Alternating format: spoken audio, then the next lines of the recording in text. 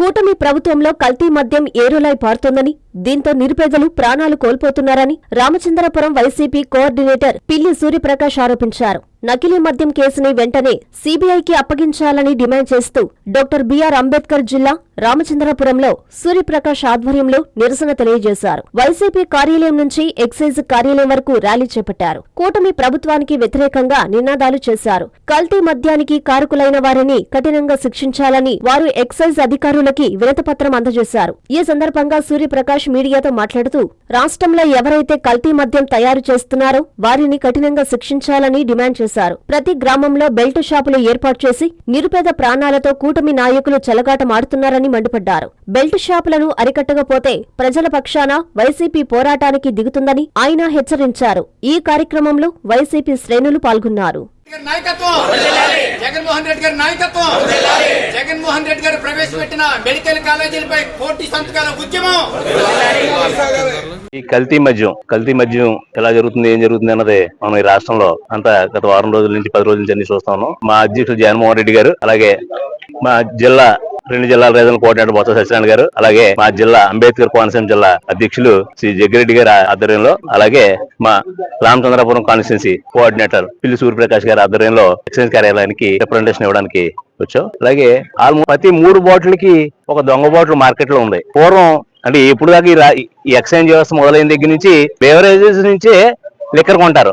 అలా కాదు, ఈసారి ఎక్కడ చిన్న కుటీర పరిశ్రమలకు ఇండస్ట్రీ పెట్టుకున్నారో అక్కడి నుంచి ప్రతి షాప్కి వెళ్ళిపోవడం జరిగింది. రాష్ట్రంలో క్వార్టర్ బాటిల్ ఆల్మోస్ట్ 1,40,00,000 1,50,00,000 తయారైతే 40-50 లక్షల బాటిల్స్ దొంగ బాటిల్ మార్కెట్ లో ఉండడం జరిగింది. చిన్నబాబు పెద్దబాబు గారు ఆధ్వర్యంలో కూటమి ప్రభుత్వం అండదండలతో తెలుగుదేశం కార్యకర్తలు, తెలుగుదేశం నాయకులకి ప్రతి గ్రామాల్లోని, ప్రతి నాయకుల్లోని, ప్రతి కాన్సెప్ట్ లోని వాళ్ళకి ఈ వైన్ షాపులు ఇవ్వడం జరిగింది. ఇందాక చిన్నబాబు పెద్దబాబు గారు ఇద్దరు అండర్లోనే ఈ లిక్కర్ వ్యవహారం అంతా జరుగుతుంది.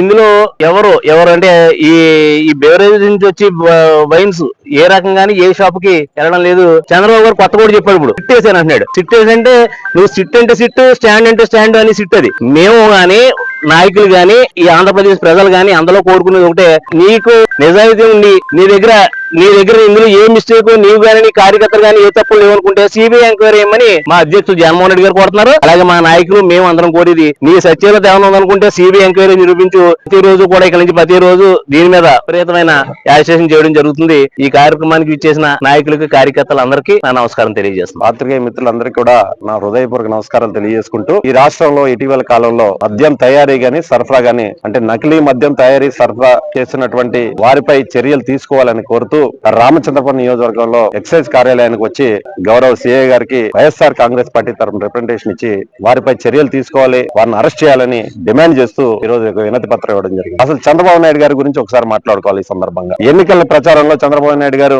ఒకతంపుడు ఉపన్యాసాలు ఇచ్చారు. చాలా సందర్భాల్లో చూసాం. నేను సూపర్ 6 హామీలు అమలు చేస్తాను, మందు బాబులకి నాణ్యమైన మద్యం అందిస్తాను అని చెప్పిన నాయకుడు ఈ రోజు అధికారంలో రాగానే మొదటి 15 నెలల్లోనే మొట్టమొదటిగా ఏం చేశారంటే ఈ రాష్ట్రంలో ఉన్న ప్రభుత్వ ఆధీనంలో ఉన్నటువంటి మద్యం షాపులు రద్దు చేసి తెలుగుదేశం పార్టీ నాయకులు, కార్యకర్తలతో చేతుల్లో పెట్టడం జరిగింది. అంతటితో ఆగకుండా మరో అడుగు ముందుకు వేస్తూ యథేచ్ఛగా బెల్ట్ షాపులు ప్రోత్సహించి ఈ రాష్ట్రంలో ఎక్కడ పడితే అక్కడ బెల్ట్ షాపులు మన నియోజకవర్గాల్లో తీసుకున్నాం. ఏ ఊరు వెళ్ళినా 2-3 బెల్ట్ షాపులు ఇంచే ఉంటాయి కానీ తగ్గిలేవు. అలాంటి సందర్భాల్లో ఈ రోజు ఈ రాష్ట్రంలో ఉన్నటువంటి పరిస్థితులు, ఒక పక్క రీసెంట్ గా తంబాలపల్లి నియోజకవర్గంలో చూసుకుంటే ఏకంగా నకిలీ మద్యం తయారీ పరిశ్రమను ఏర్పాటు చేసి ఈ రాష్ట్ర వ్యాప్తంగా నకిలీ మద్యాన్ని సరఫరా చేస్తున్నారు. గడిచిన 15 నెలల కాలం నుంచి సుమారు నకిలీ మద్యం వల్ల 5,000 మంది ప్రాణాలు కోల్పోయారు. అంటే చంద్రబాబు నాయుడు గారి ప్రభుత్వం ఎన్నికల ముందు ఏం చెప్పింది, ఎన్నికల తర్వాత ఏం చేస్తుంది అనేది ప్రజలందరూ కూడా గమనించాలని కోరుతా ఉన్నారు. జగన్మోహన్ రెడ్డి గారి హయాంలో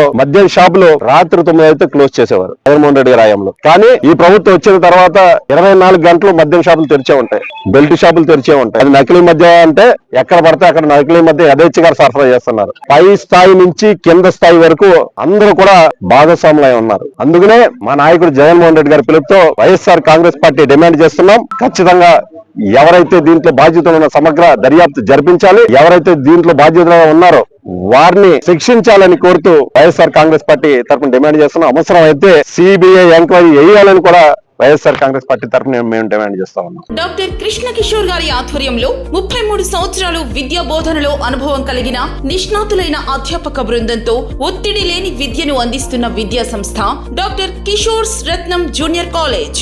స్థాపించిన 2వ సంవత్సరంలోనే జూనియర్ ఎంపీసీలో 470కు 466 మరియు జూనియర్ బైపీసీలో 440కు 434, సీనియర్ బైపీసీలో 1000కి 989 మరియు సీనియర్ ఎంపీసీలో 1000కి 987 మార్కులు సాధించిన ఏకైక విద్యా సంస్థ డాక్టర్ కిషోర్స్ రత్నం జూనియర్ కాలేజ్. ఇంటర్ విద్యతో పాటు MPC, IIT advance, JEE main, app set, EAP set మరియు బైపీసీ నీట్లకు అత్యుత్తమ శిక్షణను అందిస్తున్న విద్యా సంస్థ డాక్టర్ కిషోర్స్ రత్నం జూనియర్ కాలేజ్. డిమార్ట్ ఎదురుగా మాగుంట లేఅవుట్, నెల్లూరు. అడ్మిషన్లు జరుగుచున్నవి.